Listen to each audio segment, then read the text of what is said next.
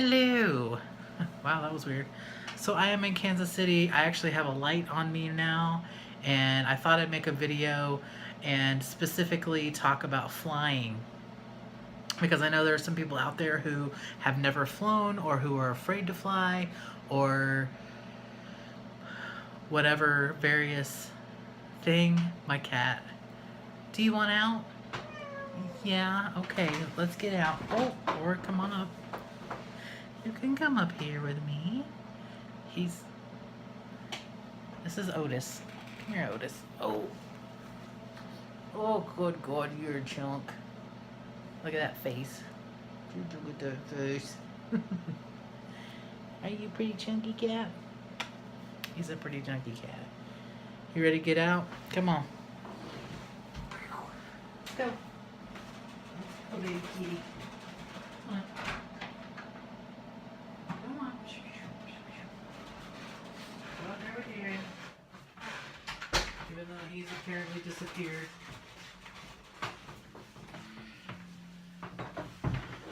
Anyway, that was Otis. So the cats that well, you guys know Luna, and I'll talk about flying in just a second. But so I have Luna in Chicago, and she's doing okay. And then I have here Otis, Luther, Onyx, and Taro. Those are my 4 kitties that are here. Taro's technically my husband's cat. He is her, she considers him her boyfriend. Anyway, flying. So I started flying when I was 5 because my mom lived in Florida and my dad lived in Georgia. So I would go back and forth from Florida to Georgia often to see whichever one. I lived with my mom, but I would go see my dad. And so I started really young, and I've flown, I'd say, I'm going to go ahead and say hundreds of times. Don't quote me on that, because I don't really know exactly how many times I've flown. But I wanted to talk about, I know that it's a scary thing. I do. I mean, you're in the air in a tube, so it's a little bit scary. And I know people can tell you the statistics of, there are more car accidents than plane crashes and stuff like that. Here's something I don't hear very often, though, is there are more people in a plane usually than in a car. I'm just throwing that out there. I'm not trying to cause any sort of controversy.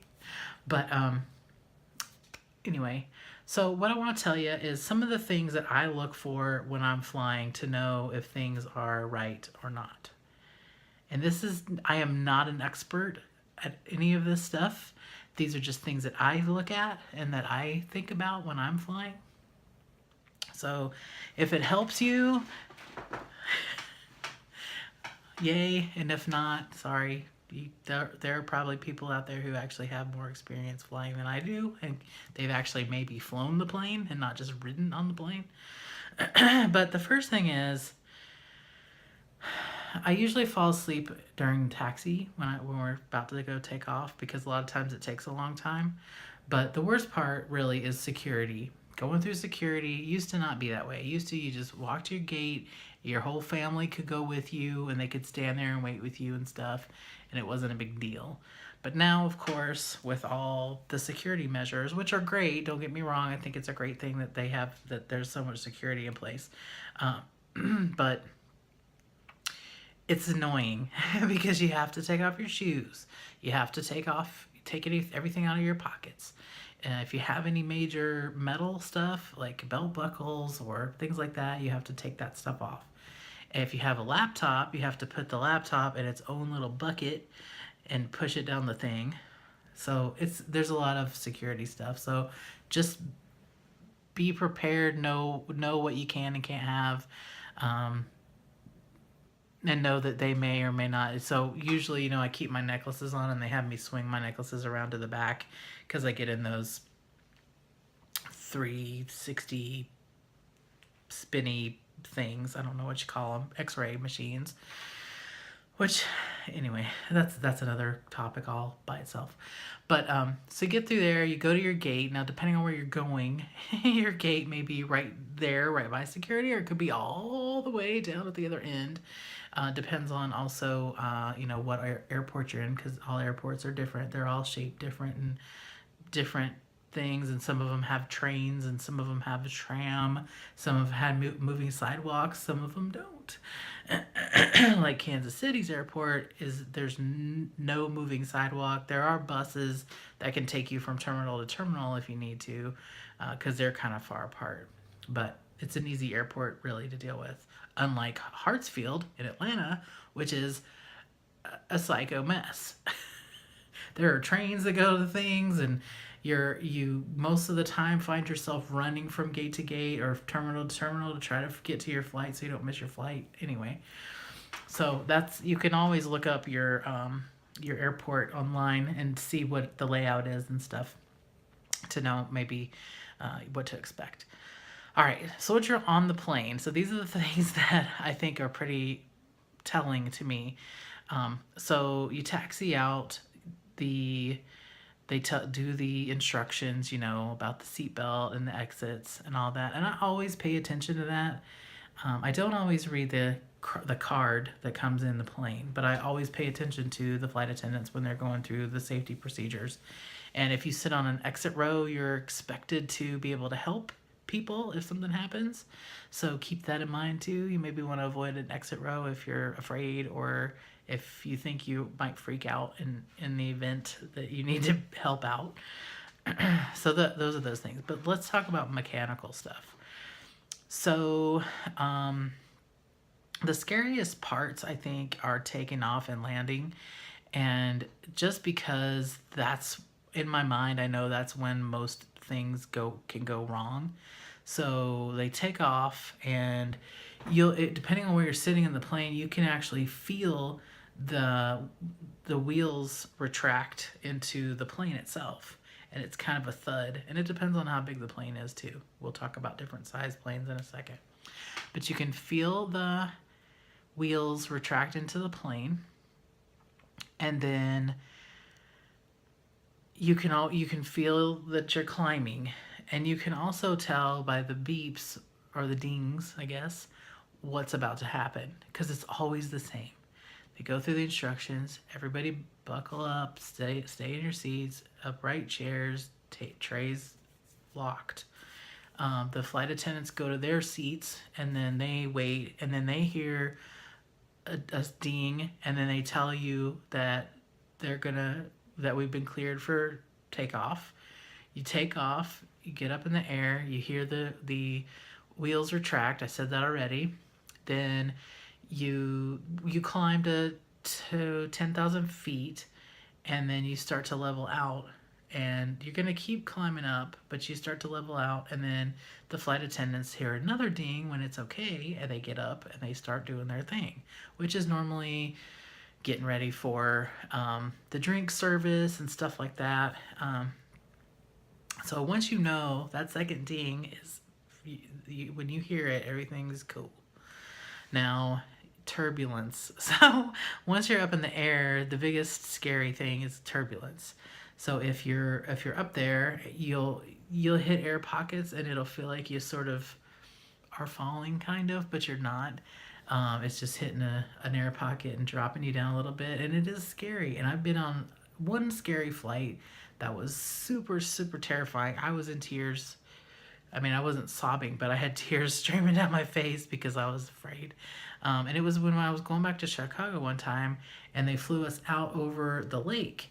And they never do that. That's what freaked me out, because I thought something is wrong, and they needed to be over water because a water landing would be easier or safer or something. I don't know.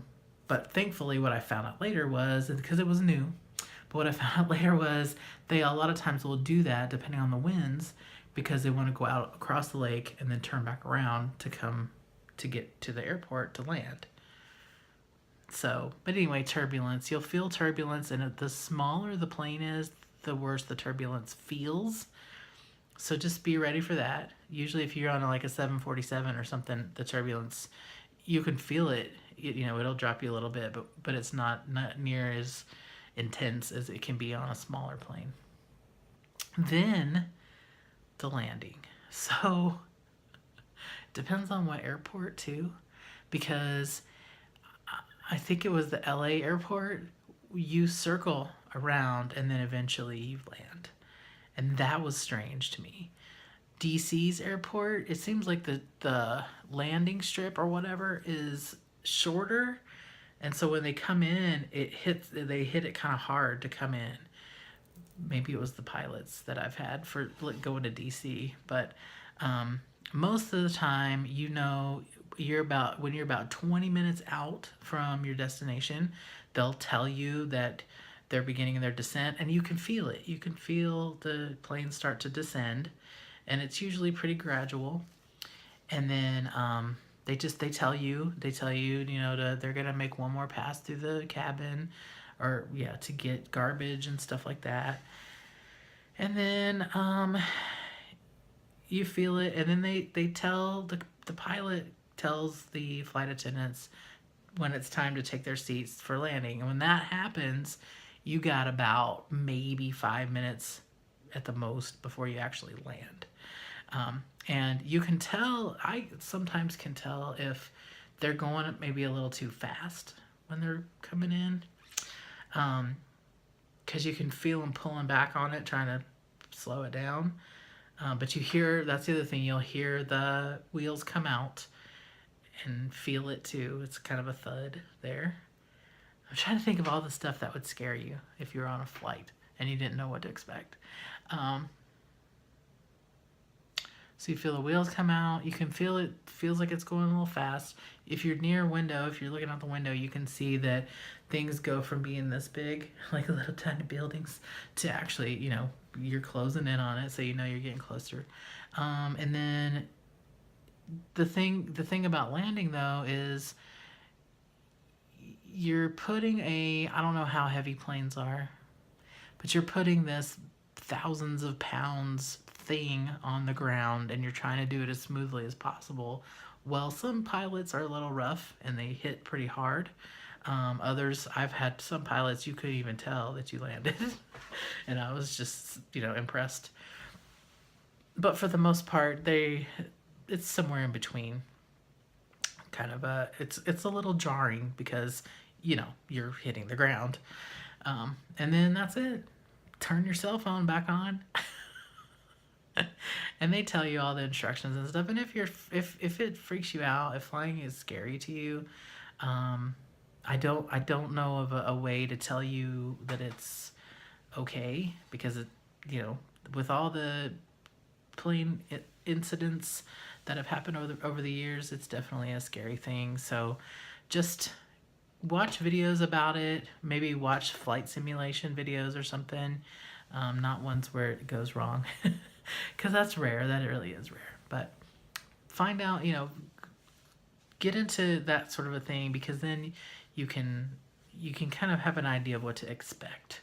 And I think that's the biggest thing for me, is take away the element of surprise. It makes it less scary. So that's my blah about flying.